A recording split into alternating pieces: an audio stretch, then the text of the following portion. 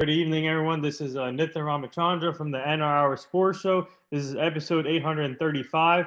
I'm joined by a really special guest. His name is Dalen. He's an ESPN college basketball analyst, but he used to play basketball back in the day, so we're going to get to his career. And he also covers soccer, too, so we're going to get to, obviously, big time in soccer league. It's called the Euroleagues tournament, so we're going to get to all of that.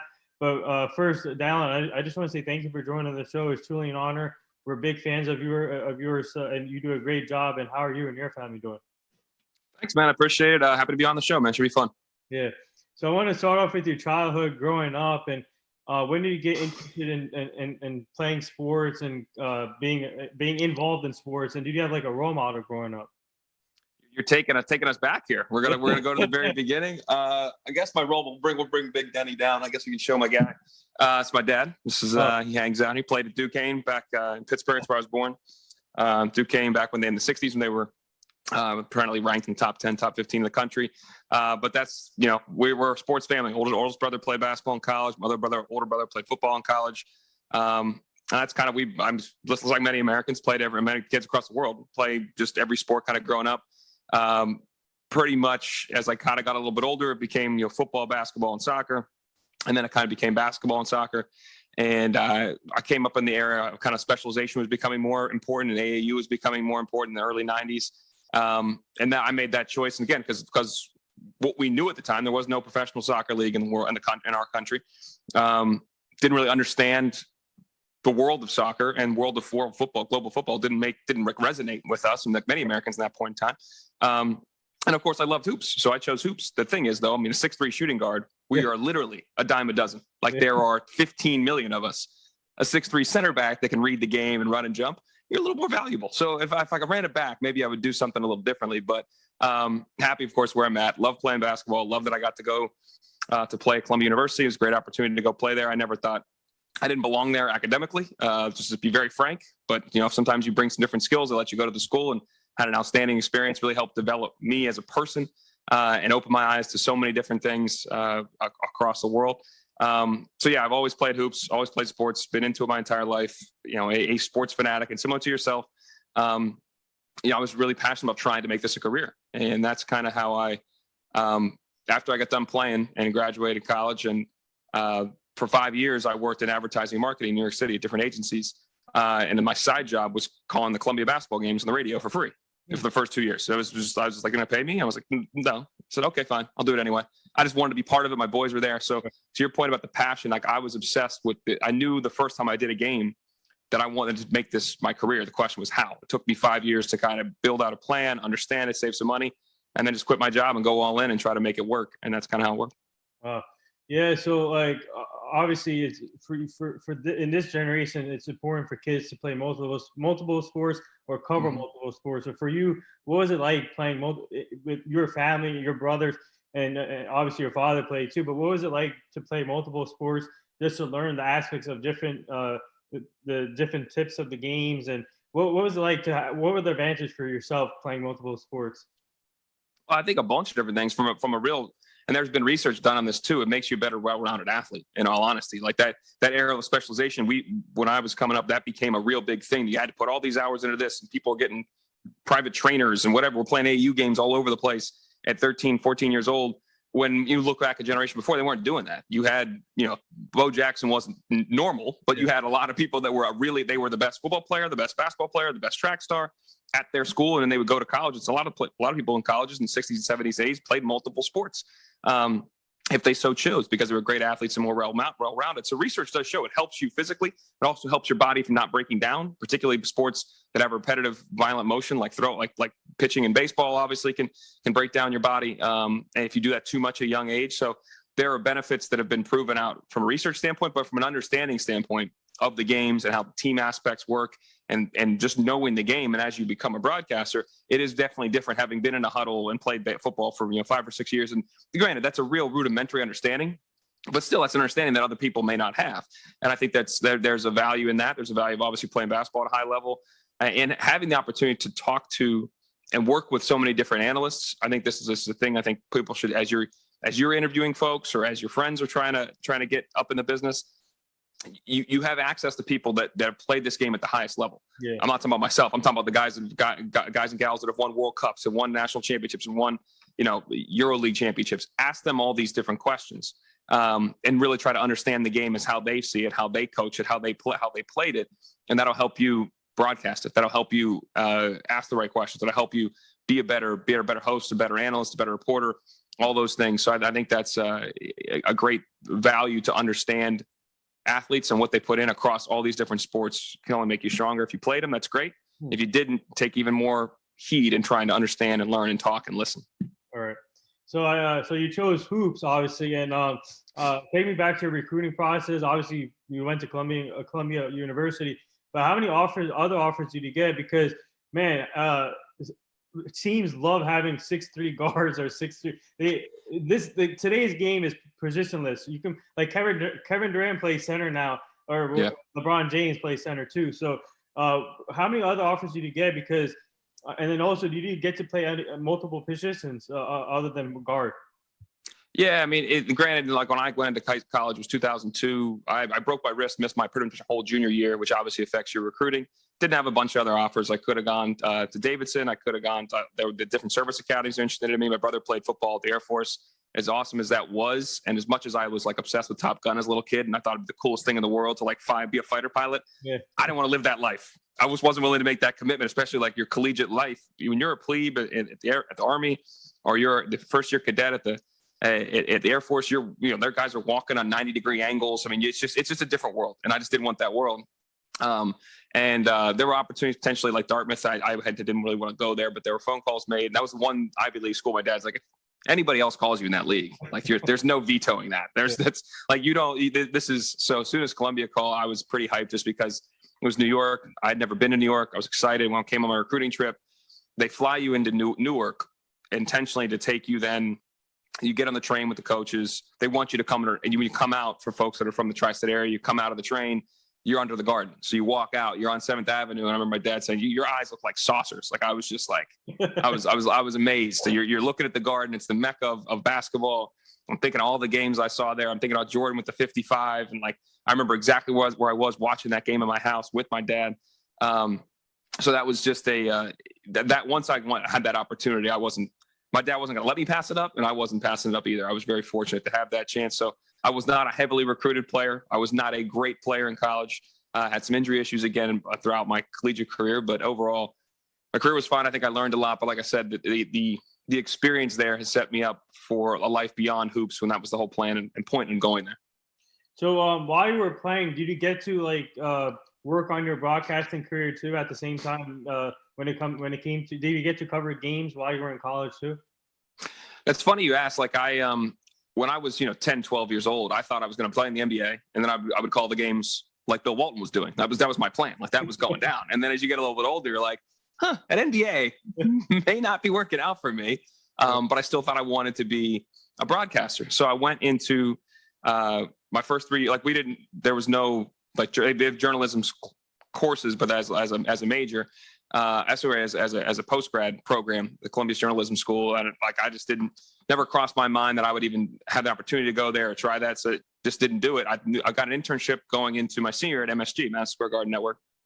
Great guy there, Mike Quick, was one of my mentors in the business, helped me get in there. And I was working on a show called Sports Desk. It was their like nightly Sports Center type show on MSG. And they just had a management takeover. And it's funny, I'm a PA on the show, so I'm cutting highlights. If the Mets are playing on the West Coast, it's 3 a.m. Think about the summer of 2005. It's economic meltdown. All my buddies work in finance.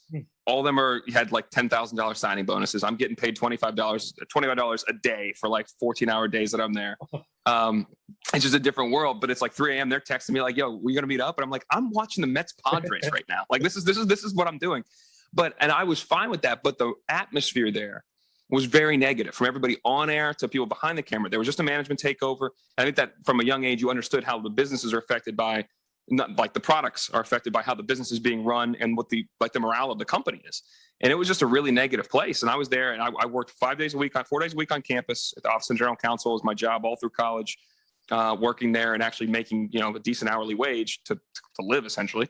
And then the weekend, coach said, I was senior captain. He's like, "You got to be there for all the workouts. You can do this MSG thing Saturday, Sunday nights, Saturday, Sunday, Monday, or Friday, Saturday, Sunday nights, which I did. But what I took away from that was maybe I didn't want to do this. Maybe this isn't right for me. So that's why I went into advertising and marketing. I was fortunate that Columbia started a radio station that summer that I graduated in 2006. They called and said, hey, we're going to start a professional radio station, because it used to just be the students. So to your point, I never took any class. I never did any training, which I'm not saying that's a good or bad thing. It just is what it is. But I was going to learn on the job. They're saying, we're starting this new station. We're getting Jerry Recco, who, Recco was on WFAN still, and that's my guy. And he's going to call the games. We want you to be the analyst. And I said, okay, that sounds great. I was going to see the games anyway. And as I told you before, my first game, though, was at Duke. It was the first game I'm never going to play. It's Columbia playing at Duke. I'm up in the gantry. It's 10,000 degrees in there. The fans are the crazies are going nuts.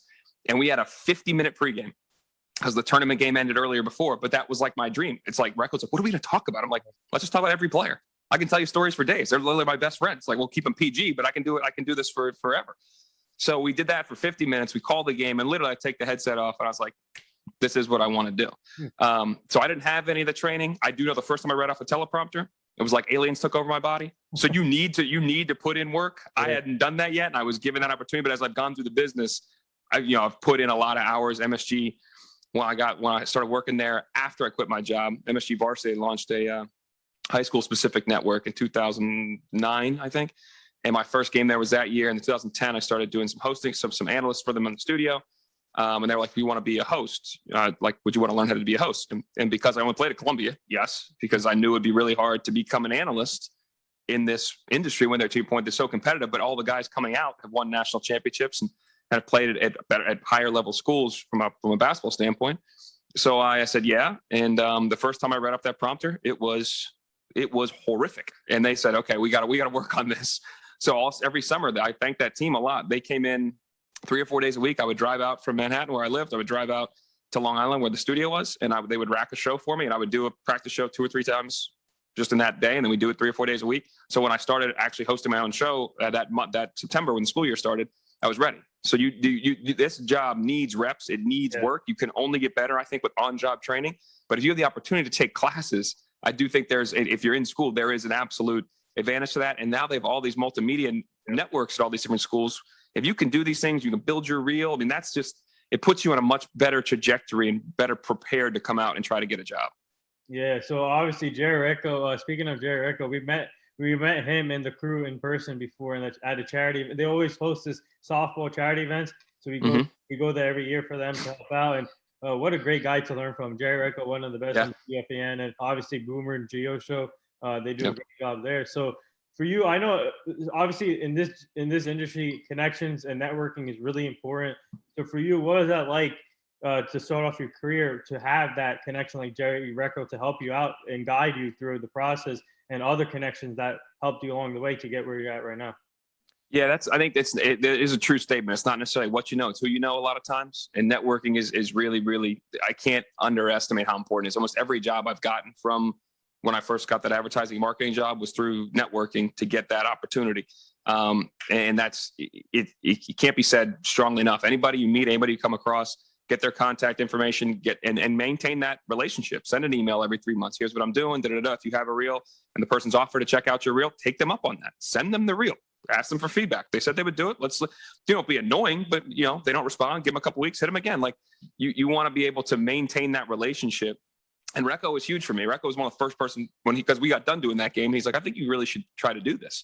And then we spent literally years, the first couple of years I was out of school, we would be driving to the Columbia at Dartmouth game and together, to the Columbia at Harvard game together, staying overnight in Boston together, staying overnight in wherever we were at, in the tournaments in Portland or whatever, with the team. And he became a huge influence and a huge positive influence to say that you should try to do this. I think this is what you should be doing.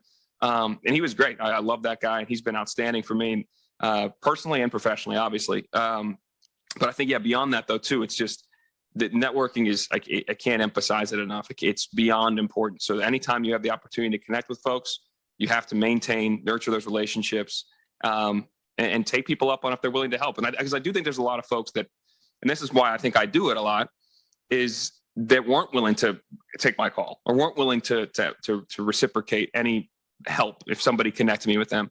So I never want to be that guy. I always want to try to find a way to help and just explain and talk about things if that can help somebody, or watch people's reel or give them any thoughts. I think that's really, really important, just because this is a really brutal industry. And I think you need people that are trying to help other people lift people up versus, box people out. Yeah. So I want to get to how did the ESPN opportunity come about? Obviously, ESPN is one of the biggest outlets out there, and I've had we had a lot of ESPN people on the show, like Jay Williams was on the show. We had Jay Harris, Anita Collins. And what's it like working with ESPN? What's the experience like so far? It's been great. This is my 5th year at ESPN. I was fortunate. I started my career after doing MSG varsity stuff and learning how to host and whatnot. NBC was my first big national break, and I was fortunate that they got an Ivy League package, and they're the guy that ran their basketball and a couple other sports. His name's Dan Steer, who used to run basketball at ESPN, but he left ESPN to go to NBC Sports Network, and he's another one of my mentors. He's been great to me as far as getting me that opportunity. Believing, again, it wasn't about name value. He thought that he'd see my work and thought, okay, this guy's he's going to represent the league, and he's going to give people what they want with this unique league. And the Ivy League is different in terms of how they play their games, back-to-back nights, and how the league is structured, and the academic piece of it. All that stuff factors in the history of it too. I think they wanted to produce a product that was specific to this market, and I was really fortunate that was the opportunity.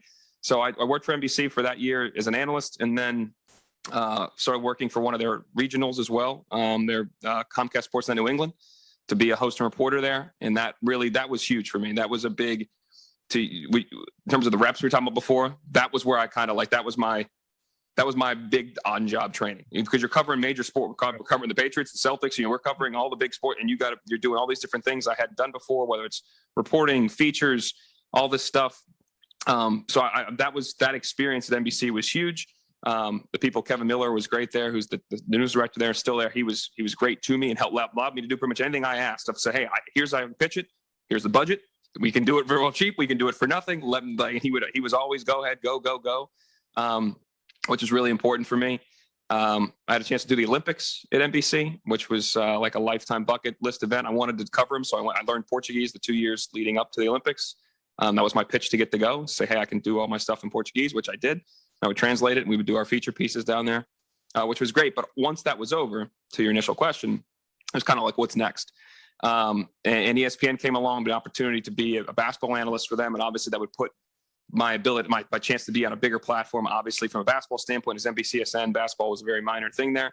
The chance to do that, but as also you would have the rest of the year to really pursue soccer as the other sport that I'm passionate about, to work in that and learn how to do play-by-play, which I've learned to do that, and other skill sets. I think one thing you probably would take away, I think versatility in this business is huge. The more you can do, the more value you can offer to a company. Say, I can host, I can be an analyst, I can do play-by-play, I can be a reporter, I can do whatever you need. If you can be that and you can be good at it, I'm not saying that I necessarily am good at all of them, but I continue to work and can do them. I think you show a value to them. You're plugging multiple holes, which is of real value right now. So when they said that, we wanted you to come on as an analyst, I was very interested in that and having the opportunity to pursue other stuff outside of that. And that's how I made that move. That was 5 years ago, 2016, and then in 2019, they launched ACC Network, and I talked to Amy Rosenfeld, who runs the network, also runs soccer. She, another one of those great people that's been great to me, and we met in 2017, and we were first talking about the ACC Network and what that may look like, and would I want to be part of that, and the opportunities from a soccer standpoint to call play-by-play, to host, to do the Euros, kind of all the stuff we talked about years ago has come to fruition. So I thank her a lot for that and working with me to get to this point. So my experience at ESPN has been outstanding. I think one of the biggest things I've realized is there's all the people in front of the camera. I might be like one or two people that were not like good people. They were ultra helpful and ultra welcoming. I'll tell you a story. The first basketball seminar I went to in 2016, I signed right before the season starts. I wasn't sure what's going to happen. It was like late October. So I go, they're like, hey, you got to come to the seminar. It's next week. So I fly up from Florida to go to the seminar. And I was like blown away, man. I mean, Jay Will's my boy. Jay Will's my dude, but he was like the first. Jay Will's great. Billis was like, Alfonso Ellis is the nicest guy on the planet. You can just run down the roster. I mean, everybody there. And I was shocked. I thought it would be like this, a little bit standoffish, a little bit competitive, because it is a competitive industry. But I've just been blown away by the positivity of a lot of the people in front of the camera at ESPN, and the vibe you get from folks, and the pleasure it is to work with so many of these people. It's been great. Yeah, it was an honor talking to Jay Williams, and also we had Jay Billis on the show too. So we had pretty much the half the cast. So we still need the whole cast, but Yeah. it was an honor talking to both of them. And this is a two-part question. And what was the what's one thing that you learned from Boston fans when you were covering those Boston sports? And the next part of this question, what's it like covering these big events? Like, what experience you get from covering these big events? Like, for example, the Olympics, you said in the Euroleague, but what's it like just going to big events and covering that? Yeah, I would say the first thing with Boston fans, they are relentless. Let's just say that. Like, they are that fan base is ultra passionate, and if you are not from there, they sure don't really like you. You've got to earn your keep. There is no desire to be a welcoming group and multiple levels there. Let's just leave it at that. When it comes to that area, that Boston area. Now, that said, I love my experience there, and that was part of the thing that was interesting and competitive about it. You got to prove yourself. Yeah. They're going to eat you alive if you don't do the work, you don't put in the time, you don't do all the studying. That's one thing too that I think we've left out of this. The amount of preparation that goes into doing this job. You got to be ultra prepared. You got to watch so much, read so much, and go out and do the job fully armed with all the information possible. And I think that that working in that market, teaches you that. It makes you respect that. I think I did really enjoy that part of it.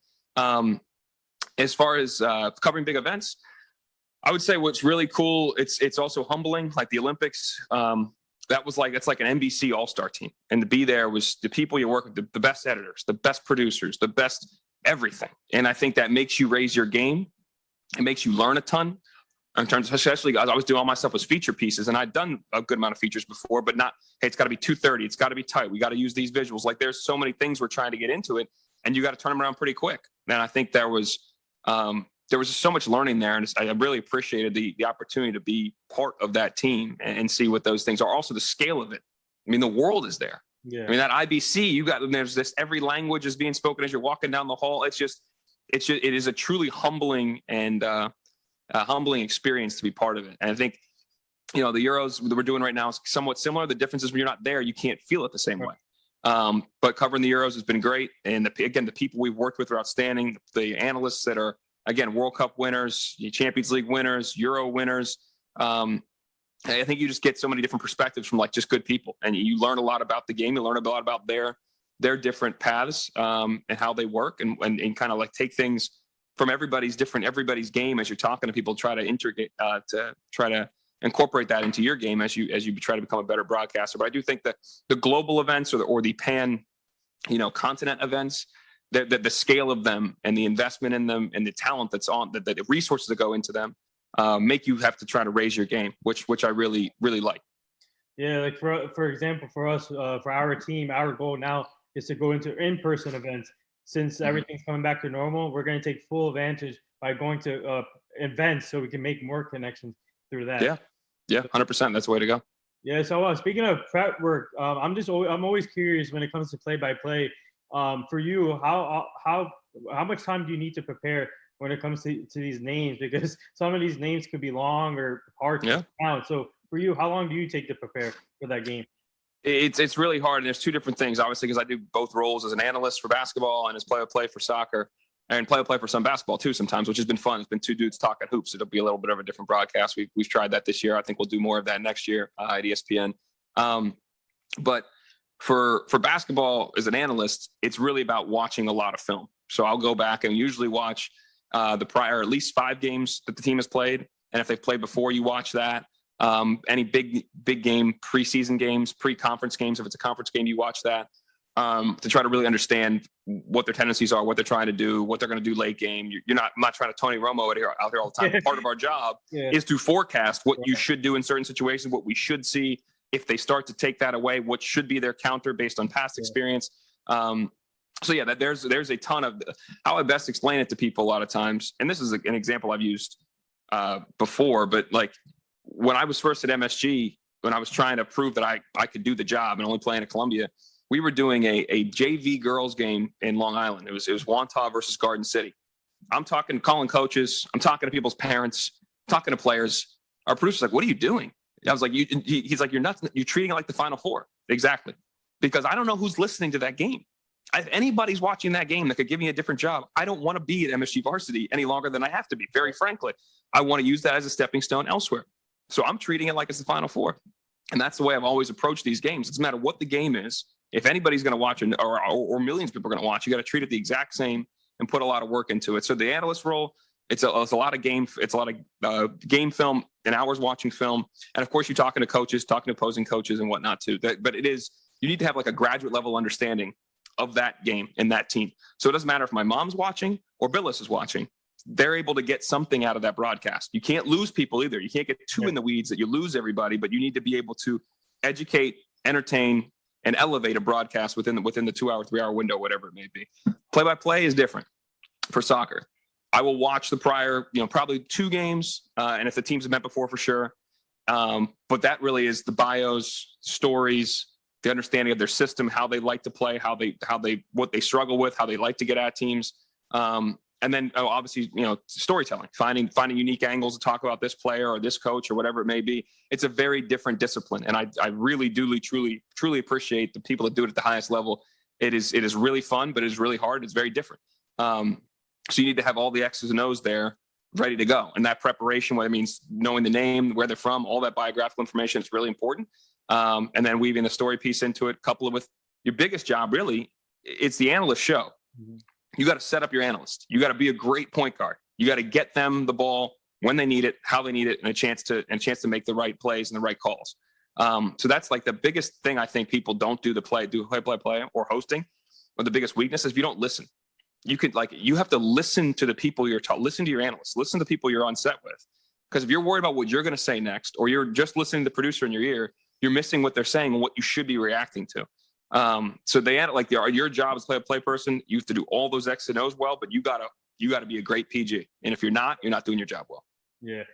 That's like I might just stick with broadcasting. I think play-by-play is a little too, but I mean, I would have liked to experience play-by-play at some point, but that's an interesting thing. But I want to ask you, important topic, women in sports. And obviously you've done a lot of work with Julie Foudy. She's really inspiring. And obviously you guys cover the Euroleague together. And what's it like seeing the growth of women in sports, seeing her and, for example, Becky Hammond and all these other women getting chances to coach male sports now. And also Sarah Thomas being the first female ref mm-hmm. to ref the Super Bowl. So what's it like seeing the growth of women in sports?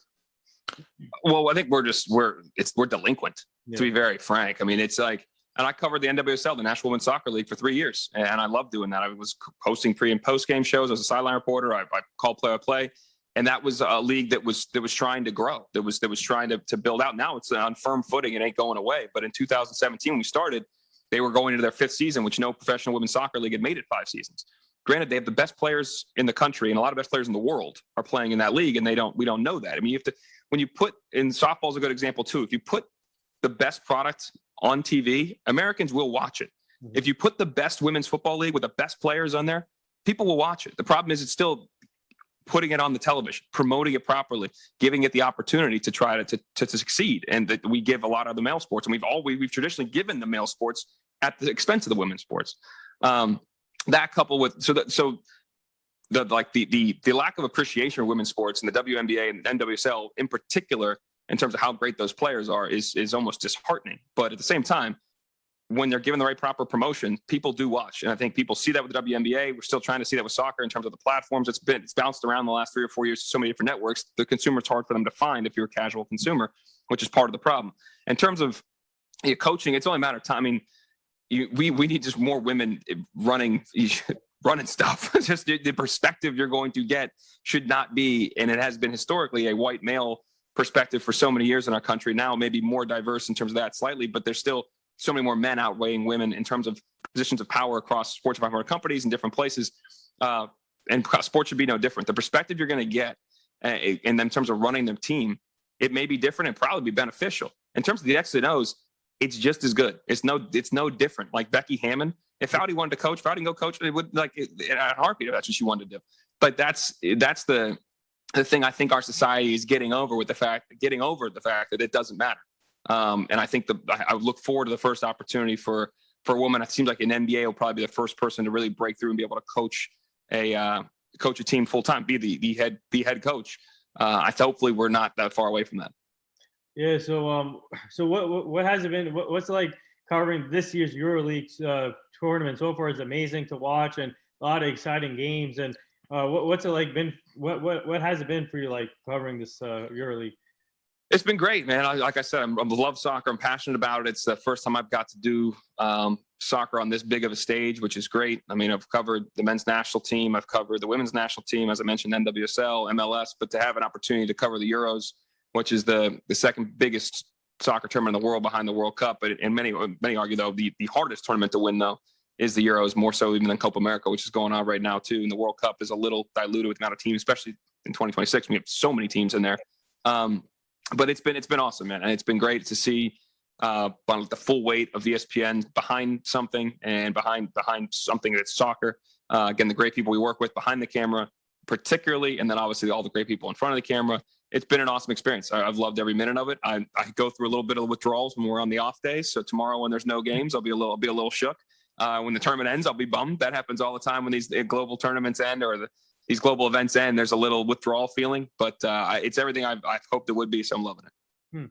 So obviously last year all of us went through the struggle with the pandemic, and when the sport shut down, we didn't know what's going to happen. For you guys, for you yourself, what have you learned as a broadcaster? Obviously, I'm sure you did a lot of Zoom meetings with your coworkers, and obviously worked from home and utilized different platforms. But what have you learned from last year till now? Obviously, with no fans, but now we're starting to get sports back finally, and having fans in the stadiums and seeing a little normalcy back. What have you guys learned? What have I learned? And this is not to sound cheesy at all, but I love my job, man. There's just no other way to say it. Because when it was gone, we were in the ACC tournament down in Greensboro, doing the first two rounds of we're doing the whole ACC tournament, but they're in the second night. We hear about Rudy Gobert. We say that there's a global pandemic. The World Health Organization says this. The next day, I'm wondering if it's going to shut down. I'm sitting there, and Billis and I are talking before, the Florida State game gets stopped 2 hours before that. Like, what do we think is going to happen here? Because John Swofford came on and said, the ACC commissioner at the time, we're playing games. I couldn't believe it. But 2 hours later, he talked to his other commissioners, and they said, we ain't playing games. And then that kind of set in. We got on a plane, flew home, and tournament was called off. And when that tournament wasn't there, I was like, dude, my wife was just like, you got to figure this out. You are untenable right now. It was not okay. I was struggling with the fact that it was gone, but also just the job, the energy, what we talked before, the preparation, the time invested. I missed spending that time focused on that. I missed seeing the red light go on. There's an energy about live TV that can't be replicated in anything else I've done or do that I love. And to have that gone was disconcerting to not know when it was going to come back. So that was my biggest learning, is I love my job. Secondly, the technical people at ESPN are mavens. Like, I've got all this equipment here that I can call games. I just did a daily wager hit like an hour ago. Like, I can do all these different things from my house now with, connecting to people all over the planet to get these games called. It's just bananas that what they can and what they're capable of doing. And I'm also, I guess the last thing I learned, but you still do miss the element of being in the studio, because we've now been back in the studio personally since August of 2020. So we've been back in doing shows constantly. That's obviously where we do all Euro coverage, all ACC network stuff, all our college basketball stuff. But to have, you still need, I think, that environment in studio, and you do need to be at games. I think you're going to see a lot more remote games called next year. But when you're calling games off a monitor out of a necessity, that's one thing. When I can't see the team's bench anymore, I can't see how the player came off. I can't see how the crowd is reacting. I can't feel that energy. That's different. If you're calling a soccer game, at times I literally could not see the field because the sun was glaring so hard. That's a problem. So there's an element to the tech people are unbelievable, but I've also learned that we can't. I'm a little concerned about the desire to cost cut at the expenditure of quality, but I think we're going to have to find that balance. But the others are some of the things I've learned, I guess, through the pandemic, when I look back on it and think about all that was gone. And of course, how much fans impact games. I think we've all seen that, and how much that atmosphere is necessary, particularly actually in a sport like soccer. You need that energy that they pump into the game nonstop. When that soundtrack is gone, the game can lose some energy, and the product on the field can suffer at times as guys are grinding, girls are grinding the 70th and 90th minute to not have that fan exposure to push you along, whether it's your home team or your away team. You're still feeding off that adrenaline from the fans, and you're not getting that. I think that the product suffers, and from a viewing standpoint and from the product on the field. Hmm. So we do this fun little segment on the show. It's called the rapid fire segment. But before we get to that, what advice would you give to young kids or young athletes that are trying to reach their goals? As far as athletic performance?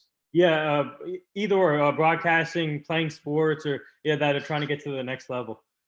I guess it kind of goes. I guess it can kind of be like transcend both things. I would say like the there is no replacement for hard work. It's as cheesy as it ever gets. But if you don't put in the work, you ain't gonna get. It's not gonna work out for you. Maybe you can skate by for a while on pure talent, or maybe you had the right connection. Eventually, you will be found out. You will be exposed as you get on a higher level. You've got to put in the time, to put in the work, to be great at whatever you want to do.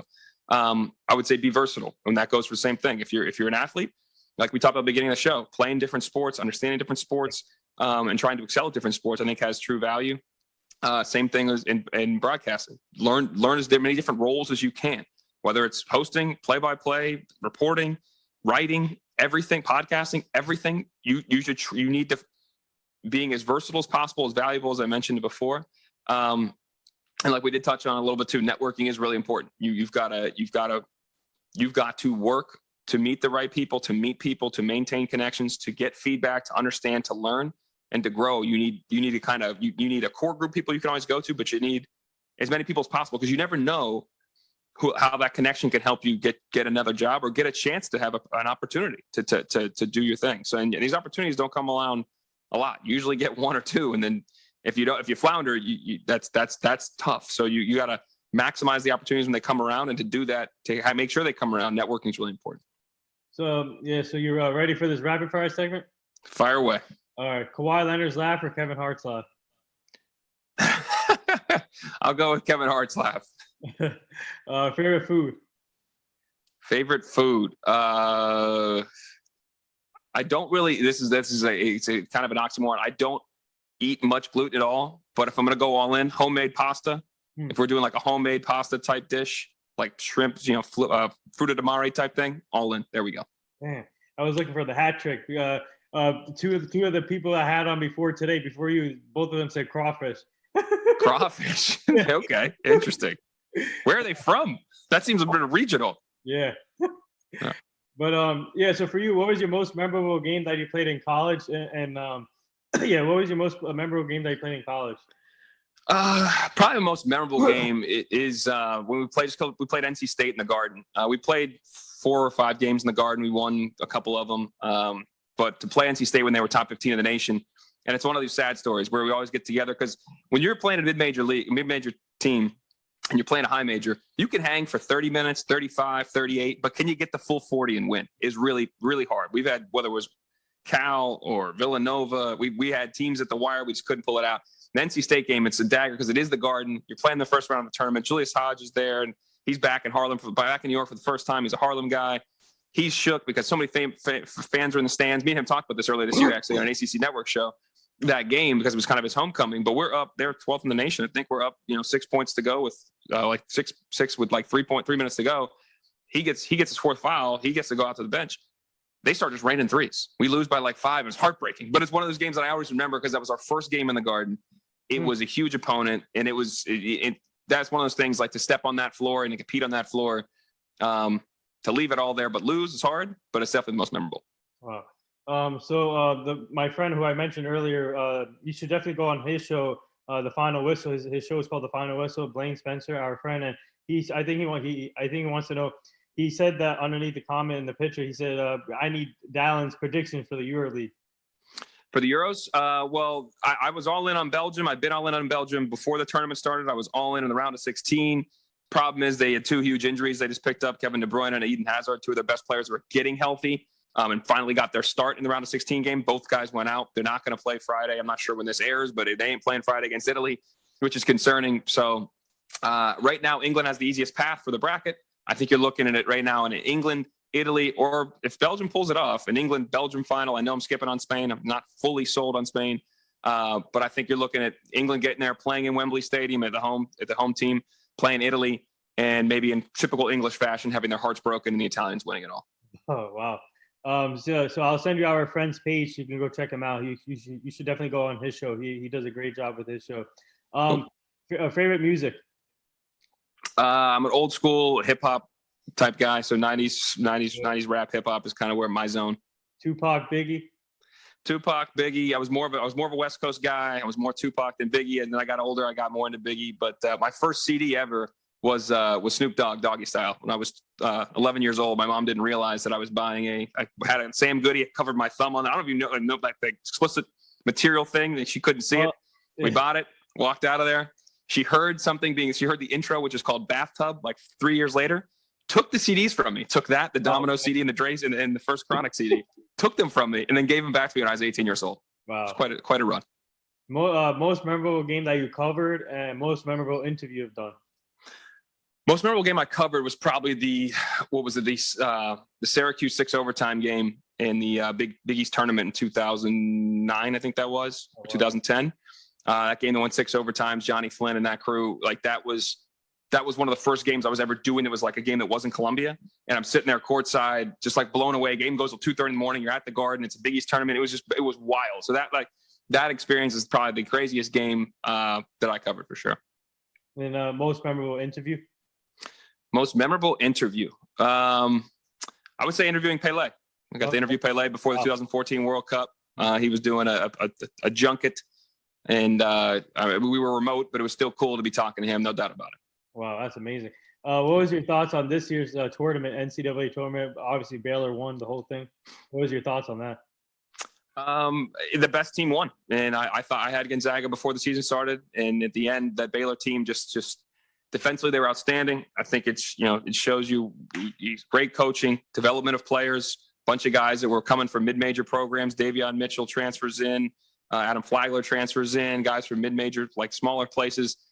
It doesn't mean that it usually means that's where you started or somebody you weren't discovered. You can work your way up and be the best player in the country on a mid-major team, whether it's John Morant and Murray State. Yeah. Like, I think people have they misconstrue because the name of the jersey defines how good of a player people are. That's not the case. There's a bunch of circumstances to why a player is at a certain place and how he ends up there, how she ends up there. But that's not a cap on your ability or your limit your talent. And those guys, their progress, how well they defended, how well they played as a team and complimenting each other. That team's they won't be remembered as such because if they didn't have COVID and they never lost, they may have gone undefeated. And they'd be remembered in the Pantheon. They're not going to be remembered, but they should be. That team is one of the best teams we've seen, the best guard combination we've seen in the last 10, maybe 15 years of college basketball. Or you can say Steph Curry from Davidson, too.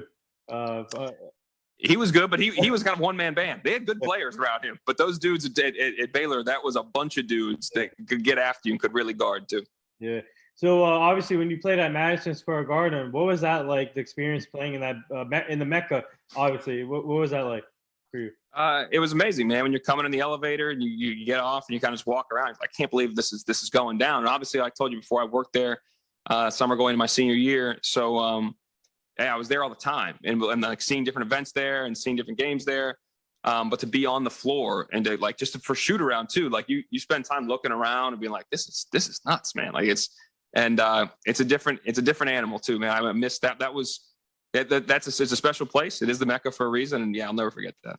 Yeah, so obviously the NBA draft lottery just happened, and obviously this draft is kind of loaded with obviously Cade Cunningham, Jalen Suggs, and if you want to go down the list, obviously the Pistons got the number one pick. Do you think Cade Cunningham is a lock for number one? I don't know if he's a lock. I mean, he's really talented. He's unique in the fact that he's 6'8" and can play make and his vision. He's a selfless guy. He still needs to work on his, like every player coming out right now, he's got to become a more consistent shooter and a more consistent scorer in terms of getting to his spots. When he plays at the next level, I think he'll be able to, but he's got to work on that. And I think we'll be doing some draft shows on ESPN here in mid-July, and then we'll do a mock draft on July 24th. Going through all the players and where they may end up going. But I don't think he's a lock because I do think obviously whether it's, Jalen Green, I think Jalen Suggs has so many intangibles that people just don't pay attention to. The level of the competitiveness, the vision he has, he's just a different type of dude, man. Whatever it is, he has it. And every coach and every person that knows the game and has watched things and watched practice, sometimes you can see a guy and be like, that dude's different. Well, Jalen Suggs is different. Mm-hmm. So is Cade. But I'm not saying that Cade, by the way, is a lock because I do think the draft is deep. There's a lot of talented guys. Davion Mitchell may end up being the best pro in this lot. Yeah. It's very possible if he can continue to shoot the ball, the 3-point, the three, the way he shot it this past year, and the way he defends, that ain't going away. So I think this is going to be a really fun draft. And as good as Cade may be, I don't think he should necessarily be a lock. I think for me, David Mitchell reminds me of Donovan Mitchell a little bit, the way he plays. A little bit. The difference is with Davion defensively, like his nickname was Off Night for a reason. Like he physically, he's strong and he's relentless and he wants to play on that end. Not Donovan Mitchell doesn't, but I think Davion will be very comfortable playing and that being one of his calling card. He'd be a great 3-and-D guy, and as he develops more, his ability to play off the bounce and score in a variety of ways in and around the rim, I think he could be even more effective. But he has the tenacity. Yes, it's similar to Donovan Mitchell. Funniest person that you work with right now? Funniest person I work with. A guy that used to always crack me up that I don't get to work with him anymore is Adnan Virk. Yeah. Adnan was the man, dude. Adnan's the best. That guy he's hysterical. So I'm just going to leave it at that. Don't get to work with Adnan anymore, but that dude cracks me up. So I'm a New York Knicks fan, and we've been getting a lot of rumors out there that Damian Lillard, he might change his mind. He might want to leave now since the new coaching got hired. But do you think Lillard has a chance to end up in New York? You guys have been holding out hope for this stuff for 20 years, man. It's been if it ain't one guy, it's the next guy the next year. I hope for New Yorkers' sake and Knicks fans. I did like stuff for the Knicks blog in like 2012 and 11. I'd be up late night post game breaking down X's and O's and key sequences and whatnot. And I enjoyed that, but I reveled a little bit in New Yorkers and Knicks fans' outsized expectations for their team. And I love just kind of, little schadenfreude and crushing those hopes at times. I'm past that. I actually want them to be good just so people can, the suffering's done long enough. Mm-hmm. And this season was fun. The season was interesting. It was different. And it was a team effort. It wasn't one guy, which I think is good to learn that doesn't have to be that guy. But if Lillard comes, of course, that'll be huge. But, don't get your hopes up. I guess you guys had your heart broken so many times this way. I'm just not getting your hopes up. Would you say that the Brooklyn Nets season was a failure, or they have to learn like a learning experience? Yeah, it's a learning experience. I mean, I know the hot take world. We have to live in the moment and just crush teams if they don't win a championship when they have that much talent. Dude, nobody was playing. They were all hurt. Like that's the issue. Like they played 8 games together in the regular season. Then the playoffs, obviously, guys went down again. So we still don't know what that team could actually be. I think it will be a learning experience if they actually can all stay healthy next year. I don't know how you stop them. Period. But we'll see if they actually can stay on the floor. If they can, I mean, they probably are favorites going into next year. Yeah. So before we get to the last 2 things, who do you have the NBA Finals? I would like to see the Suns win just for Chris Paul. I do think, and I think that again is a total team effort. I'd love to see DeAndre Ayton's progress this year has been great. Obviously, Booker was a guy I loved coming out of school, and he's been even better than I thought he would be. I just thought he'd be a really good pro. He's an outstanding pro. And I'd like to see Giannis get there and stop taking so many hits. But in the end, he probably would take a few more because I'd rather see CP3 get a championship and kind of, if he could, ride out into the sun. I don't know if he would do it, but that'd be pretty cool if he could. Yeah, I got the Suns and Hawks in the finals. I'm still holding out hope for the Hawks. You got a Trae Young issue. I don't think he ain't playing right now. He's not playing tonight. No. But, I know that's a problem. But so real quick on D-Book. Actually, I was on the Key J Real show the other day. The topic was who would you build your team around? I said Devin Booker. I would build my team around Devin Booker in a heartbeat. That's what I told them. For you, what would you say?